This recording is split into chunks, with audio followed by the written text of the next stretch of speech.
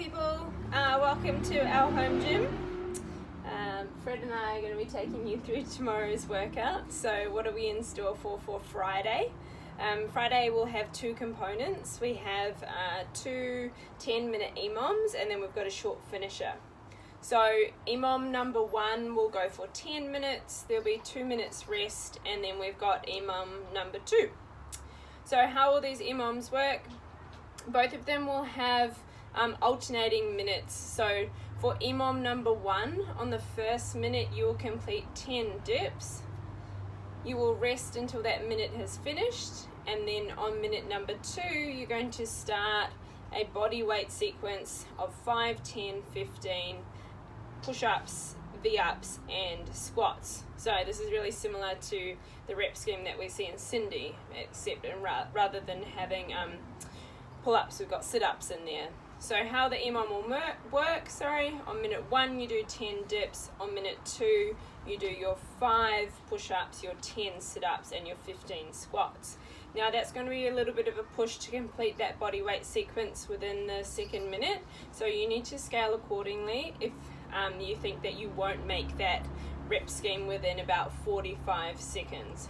So options would be to change the number of push-ups, or more than likely reduce the type of sit-up that you're doing to something that's light and fast. So instead of doing a V-up, which might be more taxing, you could do an ab mat sit-up, or you can also change the squats to 10 repetitions instead of 15. Challenge yourself to get that work done within 45 seconds, so you've got 15 seconds rest before you go back to the dips.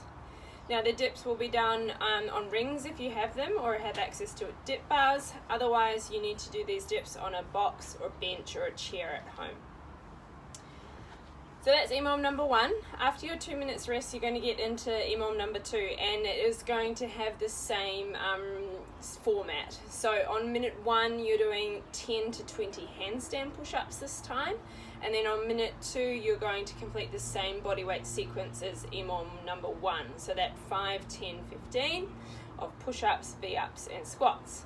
Again, make sure that you're scaling. It's your second round of doing that sequence, so the numbers might need to change.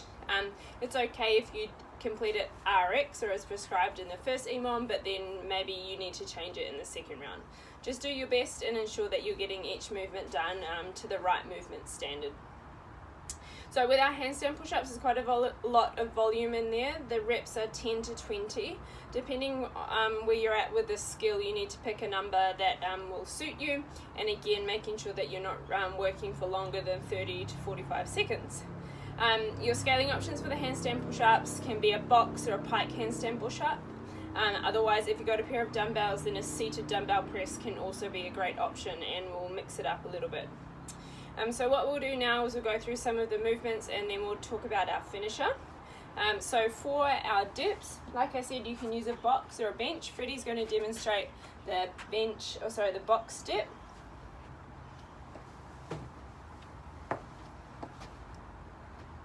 And smile. Where the sunlight is. Hopefully you guys can see him, it's a little bit sunny.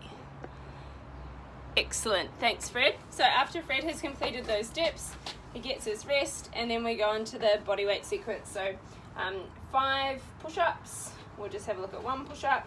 Remember, keep your chest, your body nice and tight, chest to the floor. Thanks Fred. Fred's done his 5 push-ups, he then go into his sit-up variation, so it could be an H-up, a tuck-up, a V-up. Fred only just fits in our home gym.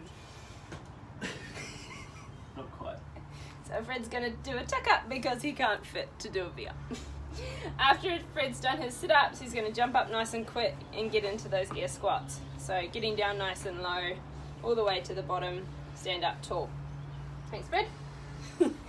Now, once we've completed EMOM number 1, the first movement will change. So remember, EMOM number 2 is handstand push-ups. So we have a look at a pike handstand push-up on a box or a chair or the couch.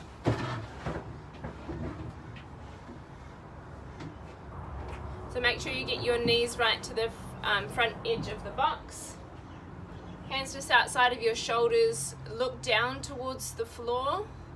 Lower the crown of your head down, and then make sure you push back towards the box. Okay, trying to find that stacked position where your hips are on top of your shoulders. Thanks, Fred. Hardest part is getting off the box gracefully. Once you've done your handstand push-ups, again you go through that same body weight sequence, the 5, 10, 15. After you completed the 2 EMOMs, you might need about 5 minutes rest, maybe less. And then we've got our finisher today. So our finisher is 15 wall walks for time. Shoulder's going to be a little bit burnt out already from the volume of the push-ups and the handstand push-ups, and also the dips. So this is something to be aware of for the finisher. Scaling options will be to do a half range wall walk or to scale the number of reps. You have a 10-minute time cap on your wall walks. Try and ensure that these are quality reps where you're not crashing down the wall and that safety is your priority. So remember, if you're under a lot of fatigue, we don't want you collapsing upside down.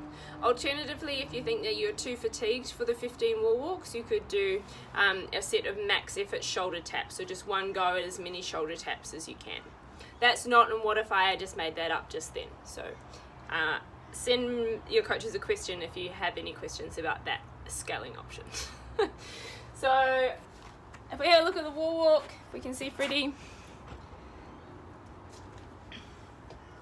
Feet onto the wall. He only just fits on the wall. Freddie can't do a wall walk down here, but you guys know what to do. Keep your hands beneath your shoulders, keep your body tight. Okay, making sure that you're coming down the wall with control. Each repetition starts in a push-up position, so you push up nice and tight, keep yourself in a plank, and then it's 1 foot up onto the wall, and then keeping those hands in a consistent position. So remember, staying beneath your shoulders as you walk in. Thanks, Fred. Thanks, guys, and we'll give you a tour next time.